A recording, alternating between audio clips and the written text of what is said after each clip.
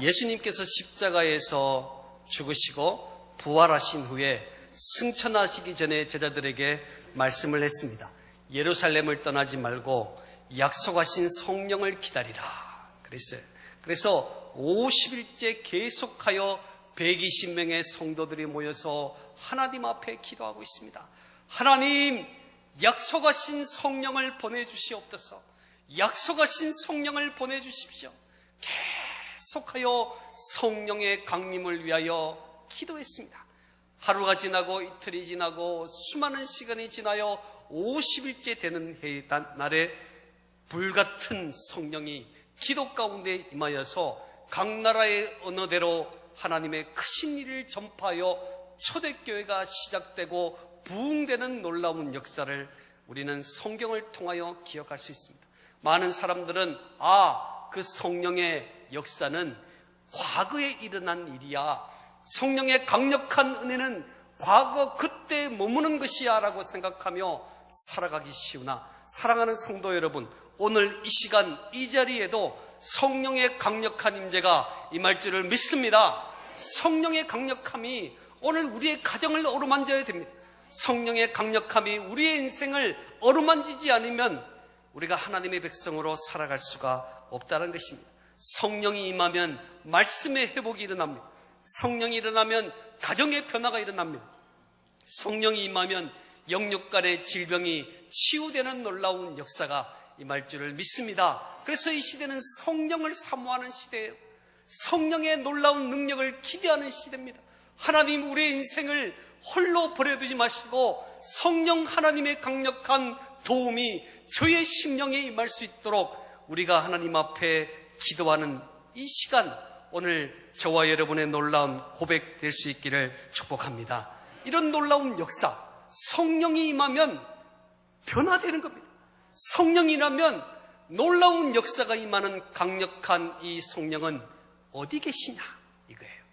그 성령은 저와 여러분과 함께 계신다는 사실을 믿으시기를 축복합니다. 예수 그리스도가 나의 하나님, 나의 구주시다라고 고백하는 모든 사람들에게는 성령 하나님이 나와 동행해 주시는데, 오늘 본문에는 그 성령 하나님, 놀라운 하나님, 우리가 일평생 사모하고 기대하고 함께 가실 그 성령님은 어떤 분이신가, 어떤 역할을 하시는 분이신가를 우리가 살펴보면서 오늘 본문을 성령 하나님이 나와 함께 하시는 성령님은 어떤 사역을 하시는가, 오늘 저는 본문을 통해서 세 가지로 말씀을 드리고자 합니다. 첫 번째는 성령님은 영으로 살도록 인도하십니다. 같이 해볼까요? 성령님은 영으로 살도록 인도하십니다. 예수 밖에 있는 사람은 늘 육신의 빚진 자로 살아갑니다. 그래서 삶의 짐이 너무나 무겁습니다. 가정의 물질로 권력의 노예가 되어서 가정을 이루기 위해서 열심히 노력합니다. 가정을 이루었습니다. 가정을 이루기 전에는 가정만 이루면 될 것이라 생각했는데 남편이, 아내가 내 마음대로 되지 않아요. 그래서 그 아내의 비율을 맞추고 남편의 비율을 맞추면 행복해질 것이라 생각하여 열심을 다하여 남편의 비율을 맞추고 아내의 비율을 맞추며 살았지만, 어느 날 우리 가정의 주인이 하나님이 되지 못하고 남편이 되고 아내가 되고 자녀가 되고 물질이 되어서 그것이 시키는 대로 우리의 삶을 이끌어갈 수밖에 없는 것이 바로 예수 밖에 있는 사람들의 모습이다라는 것입니다. 사랑하는 성도 여러분, 우리가 주님을 알지 못하면 육체의 소욕이 있어요. 인생을 나의 본능에 따라 살아갈 수밖에 없는 연약함이 예수 밖에 있는 사람들의 모습인 것입니다. 그래서 오늘 본문 13절에 보면 너희가 육신대로 살면 반드시 죽을 것이로되 그랬어요. 육신의 소욕을 따라 살아가고 육신의 본능에 따라 살아가면 너희들이 반드시 죽게 될 것이다. 그러나 오늘 본문에서는 우리가 죽지 않는 방법이 있으니 그 방법은 성령의 강력한 은혜가 내 심령을 움직여가는 것이라는 것입니다. 성령의 강력함이 있을 때 육신의 정력을, 육신의 소욕을 제어할 수 있는 강한 힘이 생기는 것입니다. 자, 13절 중반절에 보면 영으로서 몸의 행실을 죽이면 살리라. 몸의 행실이라는 것은 우리의 본능을 말합니다. 하나님의 진리를 외면하고 내 마음대로 살고 싶은 욕망, 그 본능을 무엇으로 죽일 수 있는가? 성령으로 죽일 수 있다라는 것. 내 힘으로는 육체의 소욕을 따라갈 수밖에 없어요. 내 힘으로는 육체의 본능대로 따라갈 수밖에 없어요. 어떻게 하면 편해질까? 어떻게 하면 놀라운 일이 일어날 것인가? 내가 생각하는 대로 움직일 수밖에 없으나 그 길은 죽는 길이요, 그 길은 생명의 길이 아닌데, 오직 살아날 수 있는 것은 성령 하나님의 강력한 역사가 내 일생에 있을 때 우리의 몸의 본능을 통제하고 죽일 수 있는 힘을 우리 하나님이 나에게 공급하신다는 것입니다. 그래서 성령과 함께 살아가는 우리들은 성령이 주시는 힘을 소유하게 됩니다. 같이 해볼까요? 성령과 함께 살아가는 우리들은 성령이 주시는 힘을 소유하게 됩니다. 그렇습니다. 성령이 주시는 힘을 소유하는 사람만이 예수 그리스도의 사랑의 빚진 자로서 우리가 이 시대를 살아갈 수가 있다라는 것입니다. 오늘 12절 말씀을 다 같이 한번 읽어보시겠습니다. 시작. 그러므로 형제들아, 우리가 빚진 자로 돼 육신에게 져서 육신대로 살 것이 아니니라. 아멘. 우리는 그리스도의 사랑에 빚진 자예요. 예수 그리스도의 십자가의 사랑에 빚진 자이기 때문에 그 빚을 갚으며 살아가도록 준비된 인생이 우리들이라는 것입니다. 그래서 하나님의 성령이 부모의 마음으로 우리를 어루만지고 있습니다. 성령님은요, 무서운 분이 아니에요. 성령님은 멀리 계시다가 나의 도움이 필요할 때 짠 나타나시는 슈퍼맨이 아니에요. 성령님은 내 인생에 찾아오셔서 내 인생의 부모 같은 심정으로 우리를 어루만지시는 분입니다. 내가 죄 속에 거했을 때 탄식하시는 성령님, 내가 하나님의 말씀을 들을 때 마음의 밭을 쫙 열어서 하나님이 주시는 말씀을 받을 수 있도록 그 마음밭을 만들어 가시는 성령님, 그 성령님이 때로는 우리가 올바른 길로 걷지 못할 때 손해를 입히시더라도 그들을 올바른 길로 인도하시는 성령님, 고난을 보내서라도 올바른 길로 이끌어 주시는 그 성령님이 때로는 우리 마음속에 소원을 주심으로 그 소원을 이루어 하나님의 뜻을 이루어 가도록 만드시는 분이 우리의 성령님이시다라는 거예요. 그래서 빌립보 2장 13절에 너희 안에 행하시는 이는 하나님이시니 자기의 기쁘신 뜻을 위하여 너희로 소원을 두고 행하게 하시나니. 내 마음에 소원을 두는 것이 성령님이 하시는 일이라는 거예요. 여러분, 우리가 인생으로 하나님 앞에 올바로 살아가고 있으면 하나님이 내 마음에 소원을 주십니다. 내 마음에 간절한 희망을 주십니다. 그것이 누가 주시는 것인가? 성령 하나님이 나의 마음속에 주시는 것이다라는 것입니다. 사랑하는 우리 성도 여러분, 우리가 성령님이 계시기 때문에 영으로 살아가야 하는데 우리 인생을 가만히 생각해 보면 자꾸 육신의 빚진 자처럼 살아가는 사람들이 많다 이거예요. 하나님 도와주세요. 하나님 우리 인생에 성령님이 내 인생을 붙잡아 달라고 기도는 하면서 자꾸 육신의 욕심을 따라 살아가는 사람들이 너무나 많습니다. 그래서 우리들에게 필요한 것은 하나님의 말씀에 내 고집과 내 욕심을 복종시키는 일이 필요해요.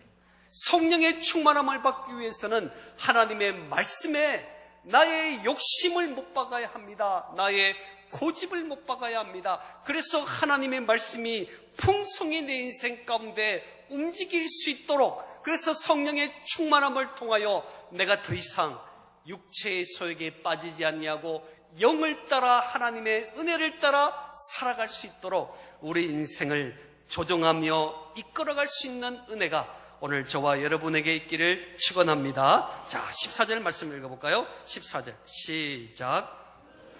영으로 인도함을 받는 사람은 곧 하나님의 아들이라. 아멘. 우리는 하나님의 아들입니다. 왜요? 하나님의 영으로 인도함을 받는 사람은 부잣집에 태어나지 않아도, 공부를 많이 하지 않아도, 명예가 있지 않아도 하나님의 인도하심을 따라 살아가는 사람들은 하나님의 자녀다라는 것입니다. 자, 우리 옆 사람에게 인사하겠습니다. 당신은 하나님의 자녀입니다. 당신은 성령님을 소유했습니다. 네, 우리 성령님은 우리에게 부모 같은 마음을 가지고 계셔요. 너무 오늘 앞서 찬양할 때도 따스한 마음으로 우리 온몸을 감싸준다 이렇게 성령을 표현했는데, 그 성령님은 따뜻한 마음을 가지고 내 인생을 가장 좋은 것으로, 가장 아름다운 곳으로 우리의 삶을 인도하기를 원하시는 성령 하나님이, 그 하나님의 이끌림 받는 자는 우리가 하나님의 자녀라는 사실을 알게 해준다라는 것이죠. 그래서 우리가 당시 우리의 인생 가운데 어렵고 힘든 일을 만날 때, 하나님, 이건 아니잖아요. 이럴 수는 없잖아요. 도대체 하나님이 살아계시면 어떻게 나에게 이런 일이 있을 수 있습니까? 라고 원망할 때가 많은데, 성령님은 우리를 영으로 이끄시기 때문에 사랑하는 성도 여러분, 당시에 이해하지 못하는 모든 일이 있을지라도 시간이 지나면 사도 바울의 고백처럼 나의 나 된 것은 하나님의 은혜다, 이렇게 고백하는 거예요. 우리 인생에 성령 하나님이 계시기 때문에 우리가 영적인 은혜로, 영으로 이 시대를 살아갈 수가 있게 되는 것입니다. 그래서 잠언 16장 9절에는 사람이 마음으로 자기 길을 계획할지라도 그의 걸음을 인도하시는 이는 여호와시니라. 우리가 마음대로 걸어가는 것처럼 볼지라도 그 걸음을 인도하시는 분은 여호와 하나님, 성령님이 우리의 발걸음을 정확하게 하나님을 기쁘시게 하는 그 발걸음으로 인도하시는 하나님, 그 하나님이 저와 여러분의 하나님, 성령 하나님이신지를 믿으시기를 축복합니다. 네, 그래서 우리의 인생은요, 욕심과 게으름의 덩어리 속에 서 있는 육신의 빛을 가지고 살아가는 사람들이 아니라 말씀의 빛을 따라 성령 하나님의 놀라운 인도를 따라 살아가는 이가 우리 하나님이시다라는 거예요. 자, 같이 제가 한번 질문을 해보겠습니다. 나는 성령님을 느낀다. 한번 손 들어볼까요? 나 성령님을 느낀다. 네, 내리세요. 성령이 있는지 없는지 모르겠다. 네, 그런 분 손 들지 마시고 마음에 생각하셔야 돼요. 성령 하나님은 지금도 우리의 심령에, 지금도 이 자리에 놀라운 역사로 우리를 어루만지십니다. 그 성령님이 우리의 삶을 어루만지면서 죄를 짓고 잘못된 길을 걸을 때는 부모의 마음처럼 탄식하실 것이다. 그러지 마라. 그러지 마라. 너 성도 아니냐? 그렇게 살지 마라. 그것은 올바른 길이 아니야. 라고 말씀하고, 그래도 말을 안 들으면 고난도 보내고 채찍도 때리고 그렇게 이끌어 가시고요. 우리 성령님이 우리가 정말 기뻐하는, 하나님을 기쁘시게 하는 길을 걸어갈 때는 박수하면서 잘한다. 너는 하나님의 자녀야. 잘하고 있어. 그런데 여러분, 우리가 성령의 강력한 충만을 받아야 할 이유는, 그 성령의 강력함을 받아야 성령 하나님을 깊이 느낄 수 있는 거예요. 나를 위하여 탄식하시고 나를 위하여 올바른 길로 이끌어 가시는 하나님을 놀라운 마음으로 받아들일 수 있기 때문에 오늘 이 시대에 성령과 함께 살아가는 성도 여러분, 우리가 성령의 충만한 은혜 오늘 저와 여러분에게 임하시기를 축복합니다. 성령의 임재가 있어야 돼요. 우리 가정에는 성령의 임재가 있어야 돼요. 우리 자녀들 보세요. 얼마나 까칠까칠합니까? 말 안 들어요. 말 안 들어요. 남편도 말 잘 듣습니까? 아내도 말 안 들어요. 우리 가정이 하나 되기가 어려워요. 그래서 우리 시대는 성령의 시대야. 성령의 강력한 임재가 있으면 착한 자녀들도 부들부들부들 해지는 거예요. 나를 그렇게 핍박하는 남편도 부들부들부들해지는 거예요. 이게 바로 성령의 충만한 임재가 있는 놀라운 가정의 모습입니다. 오늘 저는 에덴교회를 목양하는 목회자로서 오늘 우리의 에덴교회가 성령과 함께 동행하는 에덴교회, 성령의 강력한 임재가 있는 에덴교회 될 수 있기를 축복합니다. 그렇습니다. 오늘 성령과 함께하는 삶을 살아가기 위해서 성령님이 어떤 분이신가를 배우고 있습니다. 성령님은 두 번째로 성령님은 우리가 하나님의 자녀답게 살기를 도우시는 분이십니다. 같이 해볼까요? 성령님은 우리가 하나님의 자녀답게 살게 도우십니다. 성령님은 우리가 하나님의 자녀답게 살기를 원하시는 거예요. 그래서 끊임없이 관계를 설정해 주시는 분이에요. 하나님과 우리의 관계를 아버지와 자녀의 관계로 끊임없이 묶어주시는 분이 성령님이시다는 거예요. 우리도 알지 못하는 사이에 죄를 범하고 하나님의 뜻대로 살아가지 못하면 하나님이 내 인생에 아무런 분이 아니라고 생각됩니다. 그러나 성령님이 우리 마음속에 계속하여 우리들에게 말씀해 주시는 것은 너는 하나님의 자녀야, 너는 하나님의 자녀라고 말씀해 주면서 하나님과의 관계를 가까이 만들어 주시는 분이 성령님이십니다. 그래서 성령이 우리 안에 임하면 하나님의 자녀가 되어서 두려워하는 종의 마음이 없어져요. 종은 상전에 늘 두려운 마음이 있습니다. 상전이 어떤 일을 할까, 어떤 역할을 나에게 줄지를 늘 두려워하는 마음으로 섭니다. 그래서 예야 부르면 종들은 뻘떡 일어납니다. 종들은요 뻘떡 일어나요. 왜? 이리 오너라 하면 뻘떡 일어나요. 왜? 안 일어나면 아주 힘든 일을 만나게 됩니다. 이게 종입니다. 종. 그런데 자녀는요 일어나라 안 일어납니다. 왜 이러는 거예요? 왜? 가까운 부모기 때문에 결코 그렇게 빨리 일어나지 않습니다. 아주 천천히 일어나도 아무 말하지 않습니다. 아이고 내 아들 피곤하구나 이러지. 애따 이놈아 이러지 않잖아요. 우리 인생에 성령님이 어떤 분이신가? 성령님이 계시면 하나님을 너무 가까이 느껴지는 거예요.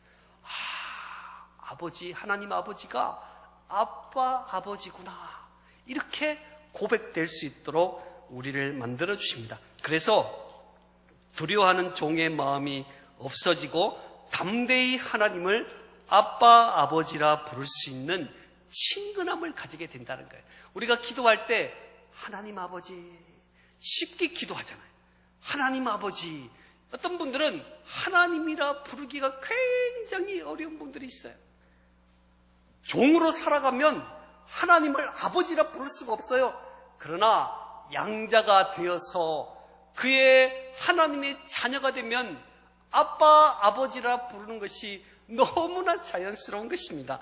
그렇죠? 15절 말씀 읽어보겠습니다. 15절 시작. 너희는 다시 무서워하는 종의 영을 받지 아니하고 양자의 영을 받았으므로 우리가 아빠 아버지라고 부르짖느니라. 아멘. 아멘. 자, 여러분 보세요. 우리가 종의 영이 아니라 어떤 영을 받았다고요? 양자의 영을 받았다 그랬어요. 양자의 영을 받아서 우리가 부모가 없는 고아로 살아가는 것이 아니라 자신의 뜻을 잘 이룰 수 있는 그 사람으로 하나님께 부름받은 은혜를 가지게 되었습니다. 이 양자는 친자식보다 더 귀한 것은 자신의 영향력을 이어가는 자를 양자로 삼았기 때문입니다. 오늘 우리 하나님께서 양자의 영을 주어서 하나님을 어떻게 부른다고요? 아빠, 아버지라 부른다라는 거예요. 여러분, 유대인들은요 하나님 부르기를 참 두려워했습니다. 그래서 성경을 기록하거나 어떤 일을 할 때 하나님이라는 단어를 적게 될 때가 있잖아요. 기록하다가 적게 되면 붓을 탁 내려놓고 목욕 제기합니다. 목욕 제기해주고 깨끗한 모습으로 앉아서 하나님을 딱 기록하는 거예요. 또 말을 하고 선포할 때 하나님이라는 단어를 사용하기 위해서는요, 그 하나님의 이름이 너무나 두려워가지고 하나님을 말하지 않고 하나님이라는 단어를 지나갈 때는 지나가는 거예요. 왜? 하나님은 감히 우리 같은 존재가 입에 담을 수 없다라고 생각하는 마음들이 유대인들에게 있기 때문에 유대인들은 하나님의 이름이 너무너무 무섭고 두려웠습니다. 그런데 하나님이 양자의 영을 딱 주니까 우리 입술에 어떻게 돼요? 아빠, 아버지. 유대인들이 함부로 부를 수 없었던 그 이름을 우리가 너무 친근하게 부를 수 있게 된 거예요. 우리가 하나님 앞에 기도할 때도 하나님 아버지, 얼마나 친근하게 부를 수 있습니까? 이것이 바로 성령 하나님이 내 속에 역사하시는 증거라는 사실을 믿을 수 있기를 축복합니다. 네, 오늘 당시에 양자를 삼을 때는 증인이 필요했습니다. 증인이 없으면 양자로 삼을 수가 없었습니다. 그래서 우리가 하나님의 자녀로 양자가 되어서 하나님의 자녀가 되는데 증인이 있어야 되는데 증인이 없는 거예요. 그래서 하나님은 천사를 보내어 증인 삼지 않으시고 하나님의 영이 친히 우리가 하나님의 자녀인 것을 증언해 주시겠다라고 말씀을 해 주었습니다. 자, 16절 말씀 읽어볼까요? 16절 시작. 성령이 친히 우리의 영과 더불어 우리가 하나님의 자녀인 것을 증언하시나니. 아멘. 성령님이 친히 우리들에게 너는 하나님의 자녀야 라고 증언해 주셨다라고 말씀했습니다. 부모가 학교 운동장에서 그렇게 많은 아이들이 있을지라도 부모는 자녀들을 금방 찾습니다. 부모인데 얘 자녀가 어디 있더라, 걔가 걔다 뭐 이런 애가 없잖아요. 부모는 금방 찾습니다. 저희 자녀도 졸업식, 중학교 졸업할 때 갈 때니까 뒷모습밖에 뒤통수밖에 안 보이잖아요. 딱 보니까 뒷머리밖에 안 보이는데도 저기 있구나. 그게 무슨 증거? 내가 부모라는 증거라 이거예요. 하나님께서 하나님의 자녀에 대한 놀라운 특권을 주시면서 성령님이 친히 증언해 주시는 겁니다. 쟤네들은 하나님의 자녀다 이렇게 증언해 주시면서 더 놀라운 것은 17절 말씀 읽어볼까요? 17절 읽겠습니다. 시작. 자녀이면 또한 상속자 곧 하나님의 상속자요 그리스도와 함께한 상속자니 우리가 그와 함께 영광을 받기 위하여 고난도 함께 받아야 할 것이니라. 아멘. 상속자도 자녀도 고마운데 그 자녀를 상속자로 삼으시고 상속자도 고마운데 예수 그리스도와 함께 공동 상속자로 우리들의 신분을 높여주셨다라고 오늘 이 시간 우리들에게 말씀해주고 있습니다. 이런 놀라운 특권을 가지고 아빠, 아버지라 부르며 하나님의 자녀로 살아가야 될 우리들이 이 시대 하나님의 백성들이 어떤 모습으로 살아가는지를 돌아봅시다. 웅크리고 있는 거예요. 웅크리고 있는 거예요. 죄 가운데 있는 거예요. 마치 하나님이 없는 것처럼 살아가고 있다. 우리 하나님께서는 성령 하나님으로 우리의 삶을 증언해 주시면서 너는 하나님의 자녀라고 당당한 힘을 주셨는데 그 힘을 누리지 못하며 살아가는 우리들에게 오늘 주님은 동일하게 말씀해 주고 있습니다. 성령의 충만함을 받으라. 오늘 이 시대는 성령의 충만한 시대입니다. 성령의 놀라운 능력을 받으면 당당해집니다. 하나님의 나라에 대한 꿈을 꾸게 됩니다. 또한 구별된 삶으로 예수 그리스도를 선포하는 놀라운 은혜를 가지게 되는 것입니다. 그래서 성령님은 우리가 하나님의 자녀답게 살아갈 수 있도록 힘을 공급하시는 하나님이시다. 같이 해볼까요? 자, 우리 옆사람에게 인사하겠습니다. 당당하게 살아갑시다. 구별되게 살아갑시다. 선포하며 살아갑시다. 하나님 나라를 꿈을 꾸며 살아갑시다. 맨날 꿈만 꾸면 개꿈만 꾸고 돼지꿈만 꾸지 말고 하나님의 나라에 대한 꿈을 꿔야 돼. 하나님이 어떤 일을 행하실까? 이걸 꿈꿔야지. 밤에 하나님이 나라를 꿈꿀 수 있도록 도와달라고 기도하고 주무세요. 그러면요, 하나님이 나를 통해 이루실 일들을 하나님이 막 꿈에서 보여주는 거예요. 그런데 괜히 하나님 대박 나게 해주세요. 그러니까 돼지꿈만 꾸고 그러죠. 오늘 우리의 인생에 하나님의 자녀가 되면 여러분 꿈을 꿔야 됩니다. 어떤 꿈? 하나님의 나라의 확장에 대한 꿈을 꾸고 이렇게 쭈그리고 다니지 마세요.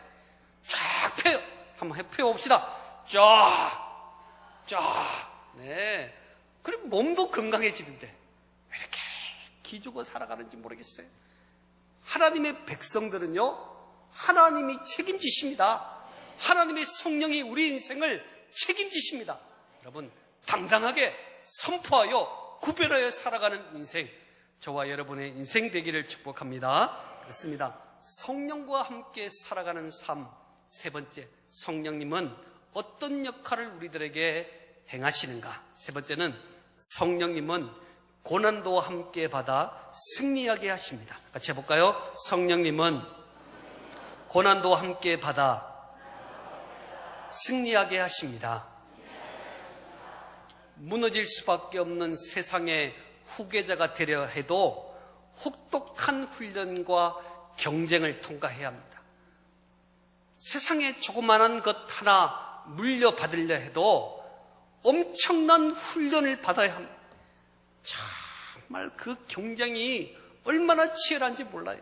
그런 혹독한 훈련을 받아야 되는데 하물며 하나님의 자녀인 우리가 하나님의 나라의 상속자가 되기 위해서 어떤 모습이어야 될까를 생각해 봅시다.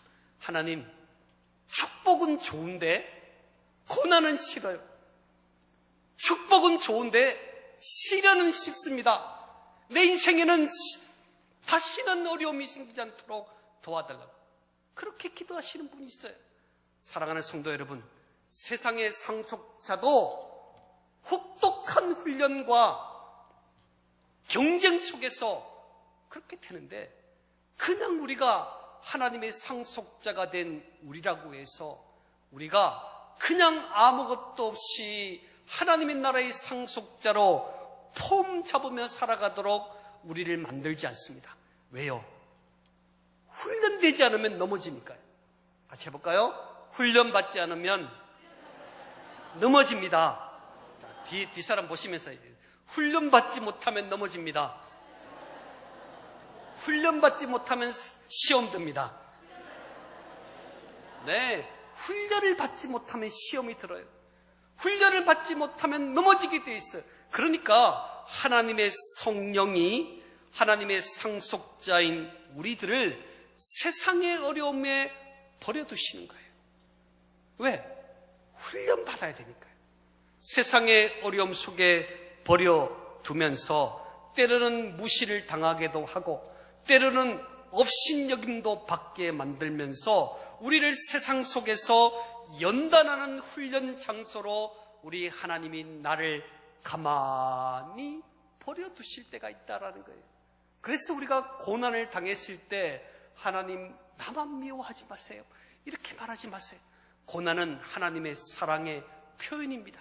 질병은 하나님의 사랑의 표현입니다. 우리 가정이 어려움을 당했을 때 하나님의 사랑의 표현입니다. 왜요? 하나님이 더 크게 더 놀랍게 우리를 사용하기 위해서 우리의 삶을 이끌어 가시는 중이라는 것을 우리는 기억해야 될 것입니다. 그래서 우리는 그리스도와 함께 받게 될 영광을 생각하면서 더 많은 고난과 어려움이 있을 때 하나님이 주실 영광이 있다, 그 사실을 기억하면서 더 높은 훈련의 강도와 고난을 받아서 영적으로 건강하게 성장하는 은혜가 오늘 저와 여러분에게 있기를 바랍니다. 자, 17절 한 번 더 읽겠습니다. 시작.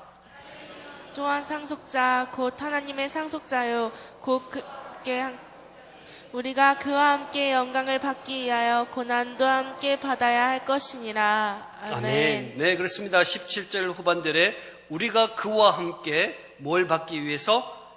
영광을 받기 위하여 우리가 영광을 받기 위해서 고난도 함께 받아야 할 것이다 라고 말씀을 해 주었습니다. 사랑하는 성도 여러분, 놀라운 사실은 하나님이 우리를 훈련시키기 위해서 때로는 고난도 주시고 시련도 주시고 모욕당하기도 하시고 무시당하는 일도 주셨지만 우리를 홀로 버려두지 않으시고 성령 하나님이 함께 무시도 당하시고 업신여김도 당하시고 고난도 당하시고 아픔도 당하셔서 결국은 그 아픔과 고난과 시련을 통해서 우리의 삶을 승리할 수 있도록 만들어 주시는 분이 우리의 성령님이시다 라는 것을 우리는 기억해야 합니다.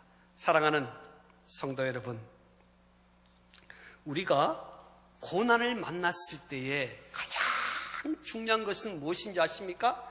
평소에 보면 우리의 신앙이 참 좋은 것 같아요. 자, 우리 옆 사람에게 한번 이야기해 보겠습니다. 참 신앙 좋은 것 같습니다. 네, 좀 저 위에 계신 분들도 한번 따라 좀 해보세요. 자, 당신은 참 신앙이 좋은 것 같습니다. 그렇게 보이지요? 그런데 고난을 당해봐야 알아요. 시험 들만한 일이 있어 봐야 알아요. 우리의 신앙이 가짜인지 진짜인지는요, 그때 드러나는 겁니다. 왜?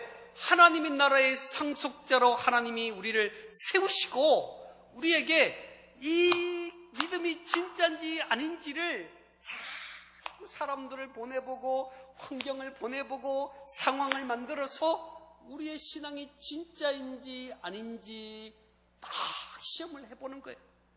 그때 우리가 진짜 신앙이 되기 위해서는 뭘 해야 되는가? 말씀을 붙잡아야 합니다. 자, 같이 해볼까요? 고난 중에 하나님의 말씀을 붙잡으면 진짜 신앙이 됩니다. 네, 여러분, 눈물 흘리면서 밥을 드셔보셨어요? 배고픔에 밥을 드셔보셨냐? 참 눈물 흘리면서 이거밖에 남지 않는 밥을 먹을 때 그 심정을 생각해 보세요. 그때 먹었던 밥은 참 달콤합니다. 참 달콤해요. 물 말아 먹는 밥, 그 밥이 그렇게 달콤할 수가 없어요. 기름기 쫙 흐르는 쌀밥보다 정말 까칠까칠한 밥이지만 물 말아가지고 아무것도 없이 간장 찍어가지고 이렇게 먹어도 그때 그 밥이 그렇게 맛있는 거예요. 여러분, 그렇게 많은 말씀을 받아도요, 고난 중에 받는 말씀이 그렇게 내 마음을 감동시키는 거예요. 여러분, 우리의 성령 하나님은 고난 중에 나와 함께 하시면서 무엇을 주시는가? 말씀을 주시는 거예요. 그 말씀을 딱 붙잡아야 돼요. 그 말씀 앞에 내 삶을 굴복할 수밖에 없는 것은 고난받아 내가 힘이 없기 때문입니다. 평소에는 얼마나 힘이 있는지 몰라요? 저도 힘이 대단합니다. 네, 평소에는 힘이 있어요. 그런데 고난받으면요, 걷는 것부터 달라. 이렇게 걷는 것부터. 고난받기 전에는 탁 육군 사관학교 뭐 다니는 것처럼 그렇게 걷다가 고난을 탁 받으면 어깨 힘이 쫙 끌리면서 집사님, 이렇게 고난 받으면 헬렐레해진단 말이에요. 그때 우리가 성령의 도우심을 받기 위해서는 말씀을 받아야 한다. 왜요? 그때 진짜 말씀 앞에 무릎 꿇을 수 있는 겁니다. 많은 성도님들이 질병을 얻고 많은 성도님들이 물질을 잃어버리고 자녀의 문제로 저 앞에 왔을 때 제가 말씀으로 권면할 때 그 말씀을 지금도 기억하고 있는 거예요. 왜요? 춥고 배고프고 어려움 당할 때 말씀은 내 인생을 정확하게 붙잡아 주기 때문입니다. 그래서 성령 하나님의 도우심을 얻기 위해서는 하나님의 말씀을 붙잡는 은혜가 있어야 됩니다. 성령님은 죄를 지으면 우리를 책망하십니다. 주일 예배 참석하지 않고 단풍놀이 갈 때 성령님이 내 마음에 책망하십니다. 너 뭐냐? 너 뭐냐? 이렇게 책망하시는 그 책망의 소리를 들을 수 있어야 돼요. 버스 안에서 가만히 앉아서 가야 되는 우리들이 일어나서 춤추고 노래할 때 성령의 책망함을 들어야 합니다. 너 그리스도인 아니냐?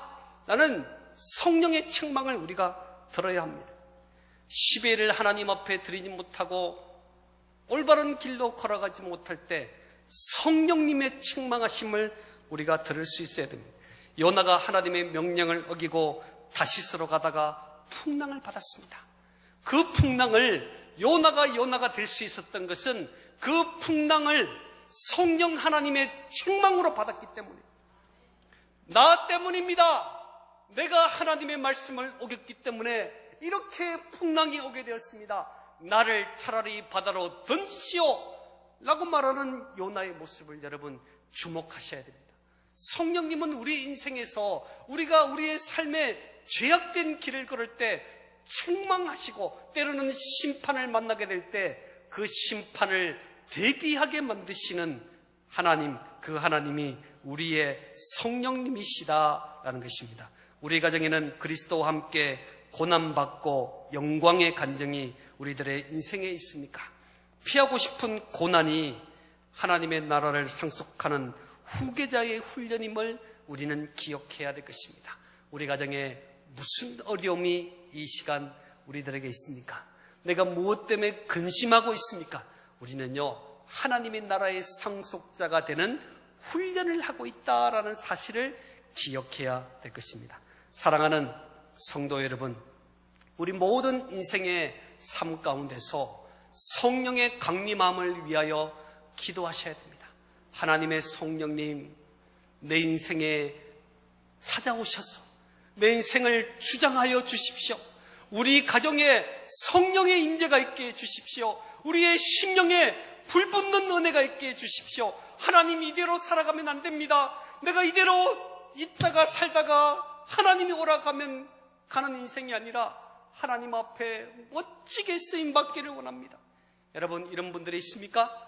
성령의 도우심을 구하세요. 성령 하나님의 은혜를 구하세요. 성령의 충만함으로 이 시대 하나님의 백성으로 온전히